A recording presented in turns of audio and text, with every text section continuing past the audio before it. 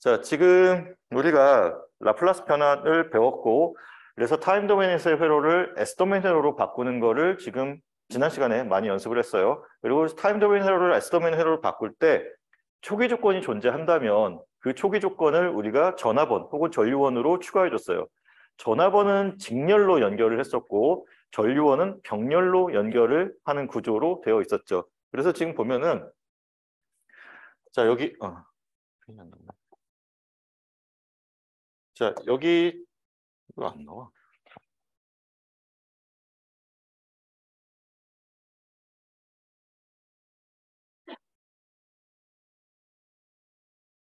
자, 여기 저항 같은 경우는 그냥 초기 조건, 원래 얘는 저장 기능이 없는 소자죠. 그렇기 때문에 그냥 저항 그대로 두면 되고, 인덕터나 커패시터 같은 경우는 자, 이와 같이 전화번 혹은 병렬로 연결된 전류원이 이렇게 추가되는 경우가 있더라. 단, 언제? 초기 조건이 존재하는 경우에. 자, 그러면 지금 이제 뭐 대부분 좀 이렇게 고민하고 외웠다라고 생각하고, 이제는 뭐 조금 더 쉽게 외울 수 있는 방법을 하나 알려줄게요. 자, 결국은 전화번은 직렬로 연결되고 전류원은 병렬로 연결되는 구조예요.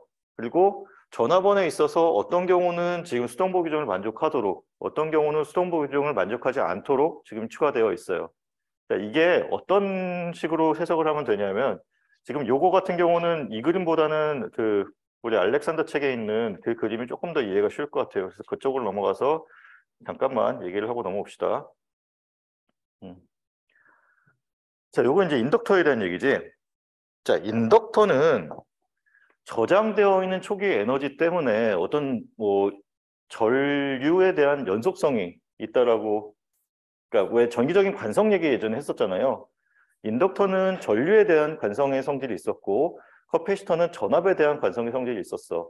그러면 자, 인덕터가 전류에 대해서 관성의 성질이 있다는 건 어떤 얘기가 있냐면, 그러니까 원래 그 인덕터를 통해서 흐르는 전류가 있어요.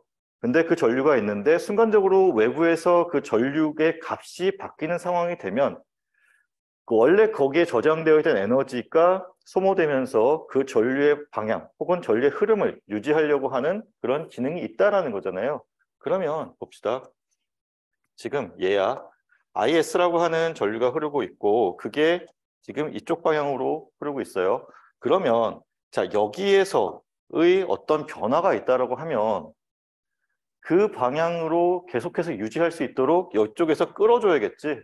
그래서 이 경우는 같은 방향으로 전류가 흘러줘야 돼요. 커패시터 봅시다. 커패시터는 전압을 유지하려는 성질이에요. 그러면 자, 지금 그러니까 이거 양단에 걸려 있는 전압을 유지하려면 같은 극성을 가지는 방향으로 되어야겠지. 그렇기 때문에 자, 그러면 이제 뭐 인덕터와 커패시터의 반대 경우, 이 경우에 이제 전압원은 당연히 반대라고 외우고 있으면 돼. 커패시터는 유지할 수 있는 방향, 커패시터는 전압의 극성 혹은 방향을 유지할 수 있는 방향, 인덕터는 전류의 극성이나 혹은 방향을 유지할 수 있는 방향으로 설정된다라고 하고 기억을 하고, 그 반대의 경우 커패시터에서의 전류, 그다음에 인덕터에서의 전압은 반대라고 그냥 외우고 있으면 돼요. 그럼 극성이 헷갈리지 않을 수 있을 것 같아요. 요 개념 이해하고 그렇게 외우고 있읍시다. 그리고 이제 뭐 이런 값들은 좀 외워줘야 될 것 같아요. L 곱하기 I의 제로 마이너스, S분의 I 제로 마이너스라는 저 구체적인 값들, 그리고 여기는 CV 제로, 뭐 이게 마이너스 빠진 거예요. 여기도 마이너스 들어가야 되는 빠진 거고, S분의 V 제로 마이너스라는 저 값은 좀 외우고 있읍시다. 자, 요거 반드시 그러니까 외워서 우리 시험 보는 때에는 잘 기억하고 있으면 좋겠어요. 자, 그러면 이제 오늘 해야 될 거는, 참, 그리고 이 얘기 또 해야지. 오늘 이제 계속해서 할 얘기인데, 이제 트랜스퍼 펑션이라는 걸 우리가 지난 시간에 배웠죠. 자, 전달 함수라고 얘기를 하고, 전달 함수라는 거는 일단 우리가 전달 함수를 구하기 위한 조건이 두 개 있었어요. 일단 뭐 조건 혹은 가정, S 도메인에서 구하는 거였어요. 그래서 라플라스 트랜스폼을 이용해서 입력과 출력을 S 도메인 값으로 바꿔줘야 돼. 그러니까 라플라스 트랜스폼을 하라는 얘기고, 그리고 초기 조건은 0이다라고 가정을 하고 풀어야 된다고 했어요. 이 두 가지 조건은 반드시 지켜져야 돼요. 그래서 지금 얘를 입력, 얘를 출력으로 봤을 때 S도메인에서 구한 값의 입력분의 출력으로 우리가 전달 함수 혹은 트랜스퍼 펑션을 구할 수 있다. 근데 이제 트랜스퍼 펑션을 구할 수 있는 방법이 두 가지가 있긴 해요. 지금 이와 같이 S도메인으로 치환한 다음에 입력분의 출력으로 구하는 거 방법 하나. 두 번째는 우리가 이제 오늘 또 얘기할 건데 그 HT라고 하는 임펄스 응답이 있었죠. 임펄스 응답이라는 것이 타임 도메인에서의 시스템의 함수를 나타내는 거예요. 그러면 임펄스 응답을 우리가 구할 수 있다라고 하면 임펄스 응답의 라플라스 변환 값이 결국은 트랜스퍼 펑션, 전달 함수가 되는 거예요. 자, 기억해요. 그래서 이렇게 구하는 방법이 하나 있고 두 번째가 HT라고 하는 임펄스 응답을 구한 후에 이것의 라플라스 변환을 통해서 HS를 구하는 방법도 있어요. 관련된 문제는 뒤에서 한번 같이 풀어볼 거예요. 근데 HT를 그러니까 HS를 구한다기보다는 HS를 구한 다음에 HT를 구하는 거를 이제 뒤쪽에서 연습 문제가 하나 있어요. 그래서 그거 같이 풀어보면 될 것 같아요. 그래서 요 얘기가 지난 시간에 했던 것 중에 이제 두 번째로 중요한 얘기였죠. 그래서 전달 함수를 우리가 알게 되면 지금 여기 있는 것처럼 자, 전달 함수가 입력분의 출력으로 나타내지기 때문에 출력이 전달 함수 곱하기 입력의 값으로 S도메인에서는 정의가 돼요. 그리고 같은 얘기를 이제 타임 도메인에서 하게 되면 타임 도메인에서의 출력은 여기 있는 요 임펄스 응답의 입력 신호를 컨볼루션 하는 걸로 구할 수 있더라. 그래서 오늘 우리가 맨 뒷장에서는 컨볼루션, 지난번에 우리가 컨볼루션에 대한 개념은 대략적으로 배웠는데 그걸 어떻게 실제로 사용하는지에 대해서 뭐 문제를 풀진 않았지. 그래서 컨볼루션에 대한 예제가 뒷장에 하나 나와 있어요. 그래서 그거 같이 풀면서 컨볼루션을 어떻게 더 접근하는지도 이제 보도록 할 거예요. 그래서 지금 여기 있는 것처럼 만약에 XT라고 하는 게 델타라는 어떤 가장 간단한 신호가 들어간다고 한다면 자, 델타라는 게 시스템에 들어갔을 때 나오는 출력이 임펄스 응답이 되는 거고 그걸 우리가 그냥 관례적으로 HT라고 하는 그러니까 스몰 h로 이용해서 표현을 해요. 그래서 신호와 관련된 어떤 뭐 문제가 나왔다 아니면 뭐 텍스트북이 있다라고 했을 때 거기서 HT라고 한다고 하면 그냥 얘는 관례적으로 임펄스 응답이구나. 그리고 그러니까 대문자 H를 써서 HS나 H 오메가 혹은 H의 J 오메가라는 이런 형태가 나왔다라고 하면 얘는 전달함수라고 생각하면 돼요. 근데 뭐가 되었든 얘네들이 나타내는 게 시스템을 어떤 함수로 나타냈을 때 그 시스템 함수가 결국은 HT 혹은 HS, 뭐 H 오브 J 오메가 뭐 그런 식으로 포함된다라고 이해하면 좋겠어요. 자, 그래서 지난 시간에 요 얘기들을 했었고 그리고 이제 여러 개의 그 전달 함수가 있는 경우 혹은 여러 개의 입력이 있는 경우 그때는 우리가 중첩의 원리를 이용해서 풀 수 있다라는 얘기를 했었지. 그래서 여기까지 했고 자, 극점과 안정성에 대해서 얘기를 할게요. 자, 우리가 이제 1학기 때는 그런 얘기를 많이 했었어요. 직류 정상 상태라는 얘기를 많이 했었어요. 자, 직류 정상 상태라는 거는 어떤 뜻이었지? 직류 정상 상태에 들어가면 일단 보통은 직류 정상 상태를 나타내기 위해서 그때 내가 시험 문제도 냈었는지 모르겠는데 자, t 이퀄 무한대로 갔다라고 하면 이때는 뭐 어떤 상태이든 간에 정상 상태에 들어갔다라는 거를 그냥 저렇게 표현을 해요. 무한대의 시간이 흐른 후에도 계속 변하는 값이 있다라고 하면은 그거는 그냥 그 회로는 시시각각 변하는 회로인 거고 무한대 시간이 들어갔을 때 저 회로 그러니까 저 어떤 특정한 지금 우승이 얘기한 것처럼 특정한 값에 수렴했다라고 하면 그거는 이제 안정한 회로라는 얘기예요. 그러니까 자 지금 여기서 힌트가 나왔어. 안정한 회로라고 하는 거는 무한대의 값에 수렴했을 때 어떤 특정한 값에 도달해야 돼요. 그래서 자 직류 정상 상태라는 것은 자 어떤 상수의 값을 가지는 출력이 유지되는 그러니까 과도기적인 응답이 사라지고 나서 그러니까 변화하는 그런 성분이 사라지고 나서 그 시간에 대해서 일정한 값이 나오는 형태가 되면 그때가 우리가 직류 정상 상태라고 해요. 근데 우리는 지금 교류를 다루고 있잖아요. 그래서 교류 정상 상태라는 건 뭐 1학기 때 배웠던 개념으로 하면은 사실 없지. 왜냐하면 교류라는 거는 시시각각 계속 이렇게 변화하는 형태가 나오게 되잖아요. 그런데 교류에서도 정상 상태라는 말을 써요.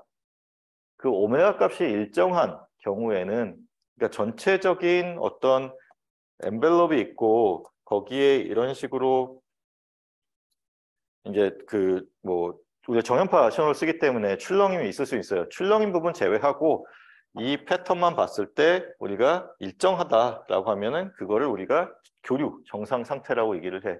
그러니까 시간에 대해서 진짜 말 그대로 저 패턴이 변하는 부분을 제외하고 변하지 않는 부분만 남게 되면 그때는 우리가 교류 정상 상태라고 얘기할 수 있다라는 얘기예요. 그래서 자, 그와 같은 개념을 배우기 전에 나한테 주어진 회로가 안정한 회로인지 안정하지 않은 회로인지, 안정한 회로라고 하는 거는 변화하는 성분이 없어지는 경우를 얘기해요. 그러니까 과도기적인 응답이 다 없어지고 나서 정말 그 변화하지 않는 성분만 남는 경우를 우리가 안정한 회로라고 하고, 반대로 이제 언스테이블하다라고 하면은 계속해서 변화하는 형태가 되는 거야. 근데 그거를 우리가 극점을 가지고 판단할 수 있어요. 그 얘기를 좀 해볼게요. 그러면 봅시다. 자, K 곱하기 익스포넨셜의 PT라고 하는 그런 지금 값이 있다라고 가정을 해요. 그러면 지금 저 K 곱하기 익스포넨셜의 PT라고 하는 것을 라플라스 트랜스폼을 하게 되면 어떻게 돼? 일단 어떻게 돼요, 이거? 저거 라플라스 트랜스폼. 자, 요거 라플라스 트랜스폼 하면은 S-P분의 K 형태가 되죠. 자, 여기서 극점은 얼마? S 이퀄. 자, 극점이라고 하는 거는 분모를 0으로 만드는 게 극점, 분자를 0으로 만드는 게 0점이었어요. 그래서 S 이퀄 P라고 하는 게 극점에 해당되는 거죠. 자, 그럼 봅시다.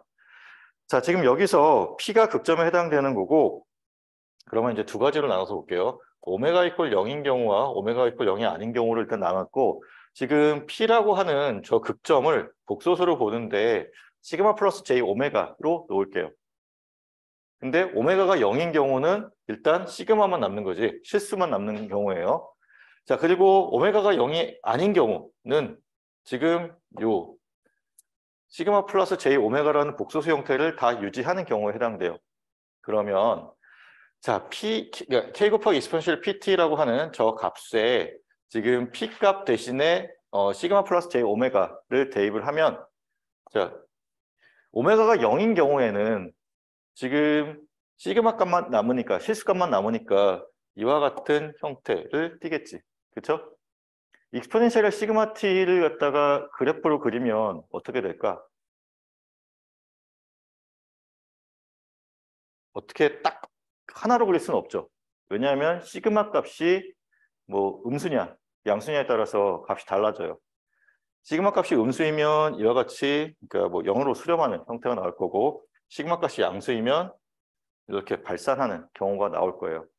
자, 그러면 일단 저 위의 경우에는 뭐 이와 같은 그래프가 나올 수 있다라고 치고, 그리고 지금 여기 아래 거 같은 경우는, 자, 지금 익스포넨셜의 PT 더하기 익스포넨셜의 P의 컴플렉스 컨주게이트의 T로 되고, 자, 이 경우에 J 오메가 T라고 하는 거는 우리가 오일러 공식을 쓰게 되면 코사인 오메가 T 플러스 J 사인 오메가 T에 해당되는 거고, 그 앞에 익스포넨셜 시그마 T가 붙어 있으니까 요거를 붙여주면 되지. 뒤에 거는 여기 플러스고, 플러스 익스포넨셜 시그마 T에 코사인 오메가 T, 그리고 자, 이거 마이너스가 붙어 있으니까 마이너스 J 사인 오메가 T가 돼요.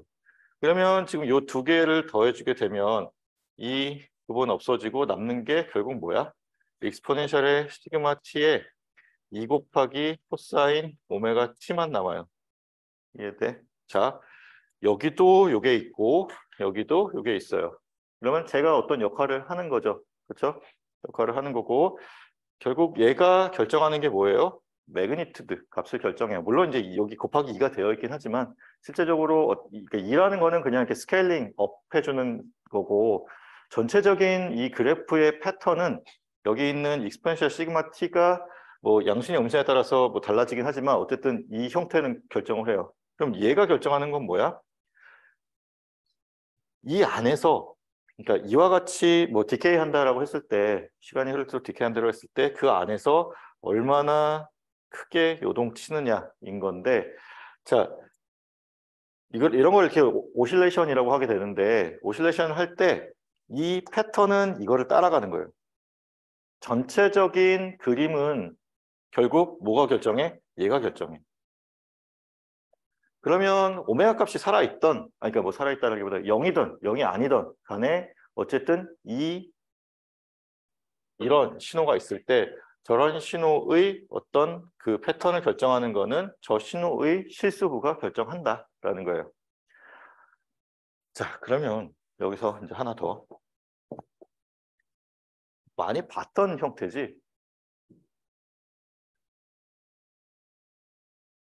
갑자기 너무 오랜만에 나오니까 또 생소한가? K 곱하기 익스포넨셜의 ST라고 하는 것을 우리가 많이 썼었어요. 그러니까 여기서 얘기하는 S는 지금 S 도메인에서의 그 S가 아니라, 자, 고유응답할 때 시험 고유해의 형태가 K 곱하기 익스포넨셜 ST였잖아. 그러니까 일부러 이렇게 쓴 거예요. 고유응답의 형태인 경우에, 자, 고유응답이라는 게 뭐였어요? 회로에 저장되어 있는, 초기에 저장되어 있는 에너지로 회로가 동작하는 경우를 얘기하죠. 그러니까 저 독립전원이 있다고 했으면 그 독립전원에 의한 응답을 우리가 강제응답이라고 얘기를 했었잖아.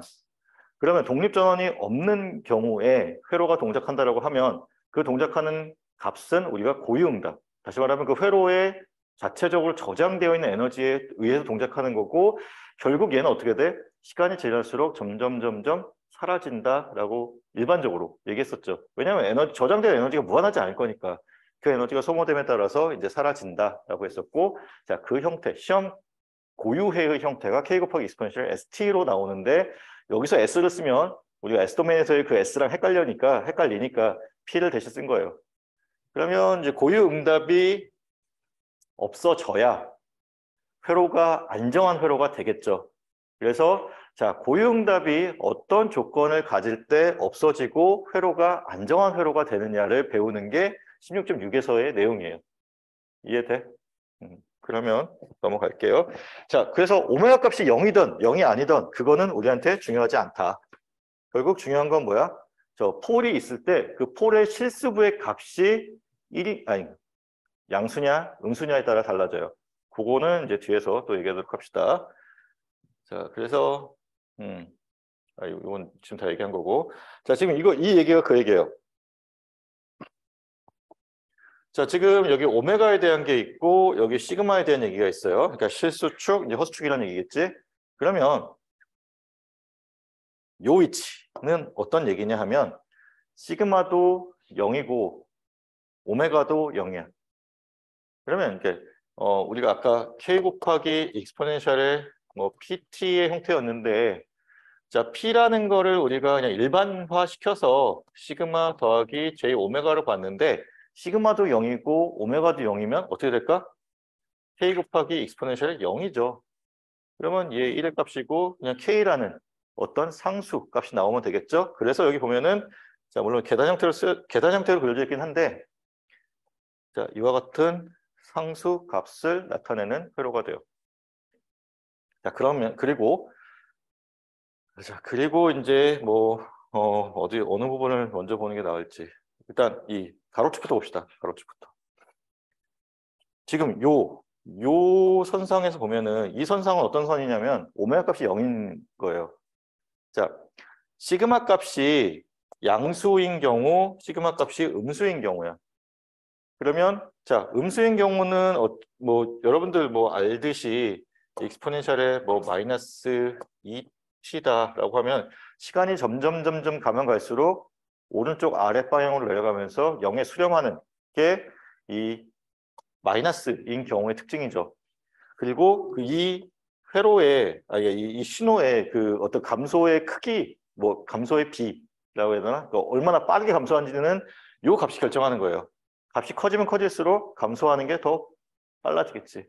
그래서 보면은, 자, 지금 이쪽으로 갈수록 더 빠른 감소를 보이고 있고요. 반대로 양수인 경우 이쪽으로 갈수록 더 빠른 증가를 보이고 있어.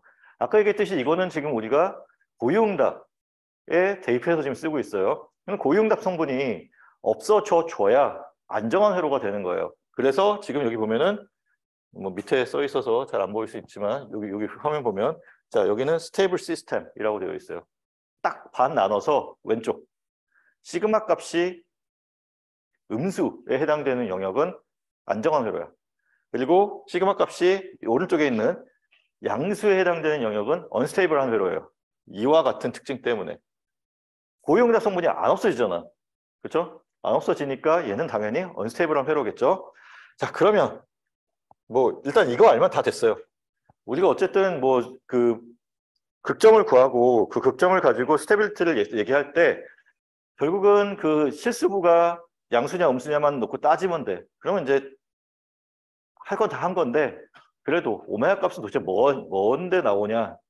쟤는 역할이 뭐냐? 이건 여기를 봅시다. 자, 오메가라는 게 우리가 뭐예요? 각속도죠. 그러면 각속도가 빨라지면 빨라질수록 어떻게 될까? 그러니까 이 한 바퀴를 도는데, 그러니까 지금 원주상을 도는 거를 얘기하잖아요. 원주상을 도는 걸 얘기하는 거고 원주를 더 빨리 도는 거지. 그러면 자, 한 주기를 얘기할 때 오메가 값이 커지면 커질수록 주기는 어떻게 돼요? 값이 작아지겠지. 다시 말하면 한 바퀴를 도는데 더 짧은 시간이 필요하다는 거예요. 자, 주기가 짧아진다는 거는 지금 이걸 이렇게 봤을 때 자, 요게 지금 한 주기예요. 주기가 그러니까 오메가 값이 2배가 되면 같은 주기 안에 이 패턴이 2개 나오겠지. 더 빨리 움직인다는 거예요. 여기는 이제 3배가 되는 경우. 그래서 오메가 값이 증가하면 증가할수록 이 진동하는 이 횟수가 증가하거나 아니면 어쨌든 그 뭐 진동하는 횟수가 증가하거나 아니면 뭐지? 지금 얘기했던 주기가 빨라지거나 같은 얘기죠. 예. 그리고 이제 얘가 오메가와 시그마가 다 0이 아닌 경우, 둘 다 0이 아닌 경우는 지금 자, 이런 패턴을 따라가면서 이 값이 나타나는 거야. 출렁임도 있고 전체적으로 증가하거나 감소하는 패턴까지 있는. 그래서 요 바깥쪽에 있는 요 그러니까 점선을 뭐 수학에서 배웠을 텐데 엔벨롭이라고 하죠. 그러니까 전체적인 패턴은 저걸 따라가면서 오실레이션 하는 그런 형태라고 생각하면 돼요. 그리고 우리가 이 시스템이 안정하냐 안정하지 않냐를 판단할 때는 오메가 값은 전혀 상관이 없어요. 그냥 시그마 값이 양수냐 음수냐만 판단하면 돼. 그리고 그 시그마 값이 양수냐 음수냐는 우리가 극점을 구했을 때 그 극점의 실수부가 양수냐 음수냐가 중요한 거예요. 이해돼요? 뭐 많은 얘기 했는데 그러니까 중요한 건 딱 하나야. 우리가 회로의 안정성을 판단하는 데 있어서는 물론 이제 고용답 성분에 해당되는 것을 얘기하는 거긴 하죠. 극점을 구하고 그 극점의 실수부가 양수인지 음수인지 판단해서 양수이면 불안정한 회로, 음수이면 안정한 회로다. 이거 하나만 기억하면 돼요. 자, 그래서 이제 여기 얘기를 하는데, 자,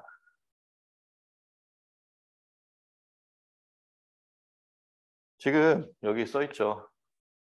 고유 응답인 경우에, 자, 어떻게 구하느냐? 모든 독립전원을 제거하고 회로 해석을 해요. 고용답에 대해서 회로 해석을 하고, 자, 그 회로 해석을 했을 때 우리가 뭐 이와 같은 뭐 여러 개의 뭐 입력 전원과 뭐 출력 전원이 있다라고 하면 이와 같은 형태의 매트리스 형태가 되겠죠. 자, 그러면 그냥 이거를 얘를 M 여기 밑에 있는 것처럼 MS라고 놓고 이거를 IS 그다음에 여기를 뭐 VS라고 하는데 자, 초기 조건 그러니까 고유 응답이기 때문에 강제 전원이 없는 형태이고 초기 조건만 초기 전압만 초기 저장 에너지만 있다라는 의미로서 VIC를 써놨어요. 자, 중요한 건 얘예요. 이와 같은 형태가 나왔을 때 매트릭스 형태가 나왔을 때 어떻게 판단하냐는 건데 자, 이것이 지금 여기 있는 요거를 나타내는 그 매트릭스 폼이 되는 거고 자, 이거를 우리가 IS는으로 표현하게 되면 역행렬을 일단 구할 수 있다라고 가정을 하고, 자, 역행렬로 풀게 되면 델타의 자, 요게 그러니까 델타 붙여주게 되면 이게 그 디터미넌트 행렬식이라고 그러나?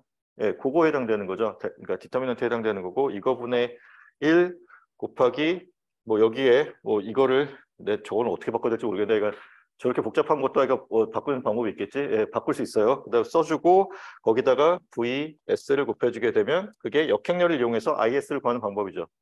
그렇죠? 이랬을 때 요 분모에 있는 행렬식이 0이 되도록 하는 것을 우리가 극점이라고 할 수 있죠. 그렇잖아. 봐봐. 우리가 극점이라는 게 분모에 있는 값을 0으로 만들어주는 S값이었어요. 그리고 지금 이게 뭐야? 고용답에 대한 거야. 고용답에 대한 식을 쫙 써놨어. 그리고 결국 들어가는 게 뭐예요? 분모에 들어가는 게 뭐야? 얘야. 그리고 얘네들은 분자에 들어가는 거잖아. 곱편인 형태고. 그럼 결국 얘가 0이 되도록 해주는 그 S값이 극점이 되는 거예요. 그래서 행렬 형태로 나왔을 때는 그러니까 행렬식, 그러니까 디터미넌트를 구한 다음에 그 값이 0이 되도록 만들어주는 S값을 구하면 그게 극점이 되는 거고 그 극점 중에 하나라도 0보다 큰 게 있으면 안 되고 모든 극점이 다 0보다 작도록 해주면 그것이 우리가 원하는 안정한 회로다라는 거예요. 자, 혹시 여기까지 질문 있을까요? 그래서 저 아래쪽에 쓰여져 있는 거 있죠. 그래서 자, S값인데 요 MS라고 하는 요것의 행렬식, 디터미넌트라는 게 행렬식 얘기하는 거고 그것을 0으로 만들어주는 것을 우리가 저 회로의 극점이다라고 얘기한다. 그래서 극점을 구하는 방법은 이렇게 구하면 돼요. 그러니까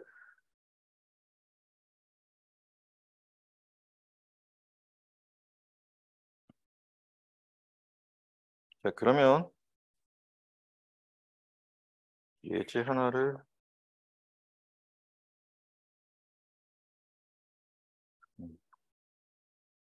예제 하나를 또 같이 풀고 그리고 뭐 좀 쉬었다 하든 합시다.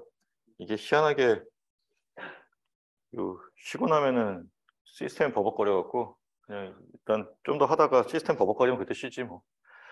자, 지금 봅시다. 문제가 이와 같은 회로가 주어져 있어요. 자, 여기서 I1S, I2S를 구해라 라고 되어 있고 지금 여기 노드 볼테이지 VS 그다음에 V0S, VoutS는 0이다 라고 주어져 있죠. 자, 지금 이 얘기가 뭘까? 뜬금없이 갑자기 노드 볼테이지 VS 구하라고 하는데 V0의 S값을, V5의 S값을 주면서 저게 0이다 라고 알려줬어. 이 회로의 독립전원은 없다라는 얘기예요. 지금 독립전원 하나 있는 거잖아요. 그러니까 독립전원이라고 얘기하기보다는 강제전원이라고 표현하는 게 더 맞겠네요. 자, 강제전원이 하나 있는데 그것을 우리가 자, 일단 여기서 이렇게 넘어가는 거는 라플라스 변환을 한 거죠. 그래서 자, 이헨리는 ES가 되고 거기에 초기 조건에 의한 이 전화번이 하나 추가되었고 8분의 1 페럿은 여기 보는 것처럼 S분의 8이 되었고 거기에 전화번이 하나 추가되었어요. 자, 얘를 전류원으로 놓을 거냐 전화번호를 놓을 거냐인데 자, 노드 전압을 구해주기 위해서는 우리가 메쉬 해석을 해야 되는데 여기다가 그러니까 요 위치에다가 병렬로 연결된 전류원을 놓게 되면 계산이 꽤 복잡해지겠지. 그렇지? 그래서 전화번호를 추가하는 게 훨씬 쉬울 것 같아요. 그냥 이 메쉬 커런트를 구해야 되는 입장에서는 그냥 KVL만 쓰면 되잖아.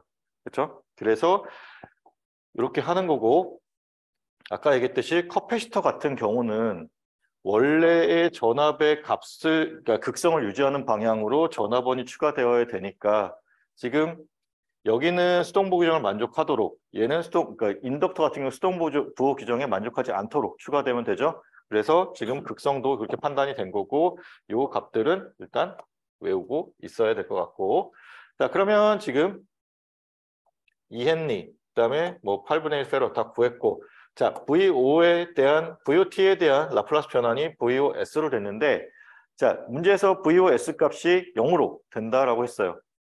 그 이유, 그렇게 얘기한 이유는 이거를 없애고 이 내부에 저장되어 있는 초기 에너지만 가지고 회로를 해석해 보겠다. 다시 말하면 고유응답을 구해라 라는 얘기죠. 그래서 자, 여기 보면은 전화번이 사라졌고 단락시켜서 없어졌고, 그 전화번 없어진 상태에서 우리가 뭘 해야 돼? 자, 메쉬 커런트를 구하기 위해서 자, 메쉬 방정식 두 개를 써주면 되죠. KVL을 해주면 되죠. 그래서 자, 수동부 규정을 만족하지 않고 만족하고, 여기는 양쪽에서 영향을 받으니까 지금 여기 있는 것처럼 여기 좀 다르게 써 있구나. 자, ES 곱하기 I1 여기서의 전압 강화 더하기 4 곱하기 I1 마이너스 I2, 그다음에 플러스가 아니고 이퀄 전압 상승이 때는 이 I1의 초기 값이죠. 이 I1의 제로 마이너스. 자, 요거 구한 다음에 정리하면 이와 같이 정리가 돼요. 그리고 두 번째, 여기서의 해석을 하려면 자, 플러스 마이너스, 여기도 플러스 마이너스 봅시다. 자, 방금 전에 했던 것처럼 지금 I2에 대해서 저 메쉬에 대한 KVL을 쓰게 되면 자, 여기 있는 것과 같이 정리가 될 거예요. 그럼 얘네들을 I1과 I2로 묶어서 지금 행렬식으로 표현한 거죠. 자, 그러면 우리가 관심 있게 봐야 될 거는 일단 얘야. 일단 그렇지. 자, 이 회로가 안정한 회로인지 봅시다. 자, 델타 S라는 거를 구하게 되면 뭐 행렬식 구하는 건 더 이상 이게 안 해도 되지. 예. 얘랑 곱하고 얘와 얘의 곱을 빼주면 되는 거죠.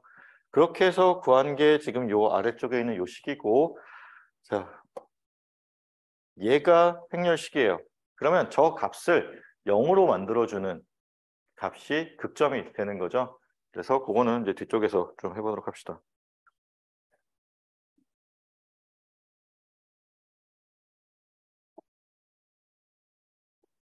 지금 우리가 방금 전에 봤었던 이제 행렬식이 저기 쓰여 있고, 자, 저거를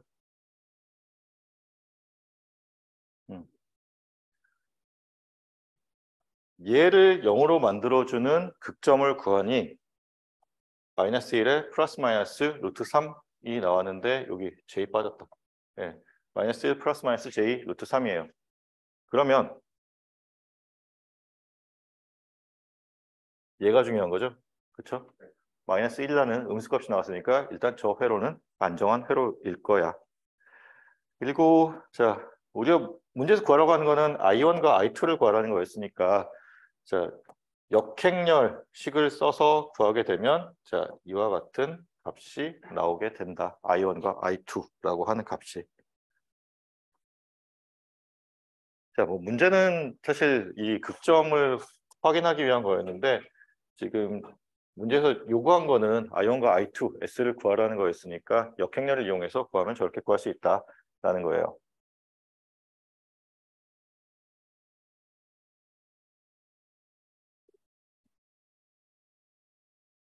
자, 그리고 이제 문제에서 요구하는 게 하나 더 있었죠. 노드 전압 VS를 구하라고 되었었어요.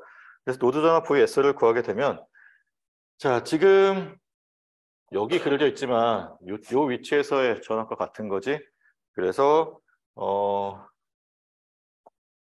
이렇게 거슬러 올라가면 이만큼의 전압 상승 있고, 그리고 여기 마이너스 플러스니까 여기에 곱하기 I2 S만큼의 전압 상승 있는 걸로 계산하게 되면 VS 값이 나오게 되겠죠. 그래서 구하면 돼. 예. 지금 여기 있는 요게 I2S에 대한 값이에요. 그래서 그거 들어간 거니까 그렇게 해서 구하게 되면 이와 같은 값이 나온다. 구하는 거는 실제 연습을 해봅시다. 자, 그리고 이제 중요한 게 여기서 중요하게 봐야 될 게 뭐냐면 지금 노드 전압을 구하는 식이 그러니까 노드 전압을 구한 게 여기 있고 VS에 대한 표현이 있고 앞쪽에서 지금 뭐 I1S든 I2S든 그 값을 구한 식이 여기 있죠. 자, 두 개 보면은 여기 써 있는 얘나 여기 써 있는 얘나 동일해요. 그치? 그러면 저 회로를 해석하는 데 있어서 내가 어떤 값을 구하던 간에 극점은 동일하게 나온다는 거예요. 안정성을 판단하기 위한 극점은 동일하게 나온다라는 거, 그것만 잘 기억하면 좋겠어요. 그래서 자, 이 경우도 마찬가지로 여기 J 빠졌는데 마이너스 1 플러스 마이너스 루트 3J라는 극점이 동일하게 나온다. 오케이?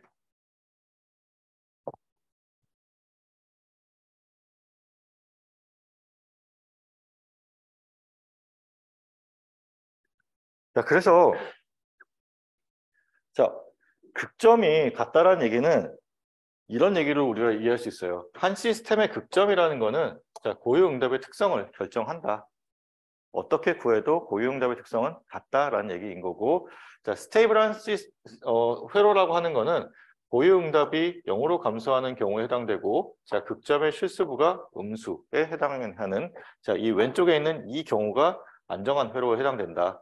자, 그러면 이제 우리가 정상상태 해석을 할 건데, 자, 정상상태 해석이라는 것은 안정한 회로에서만 가능하다라는 거예요. 그래서 일단 정상상태인 거를 확인하기 위해서 우리가 미리 필요한 거를 했다라고 생각하면 돼요. 자, 일단 여기까지 하고 좀 쉬었다 합시다.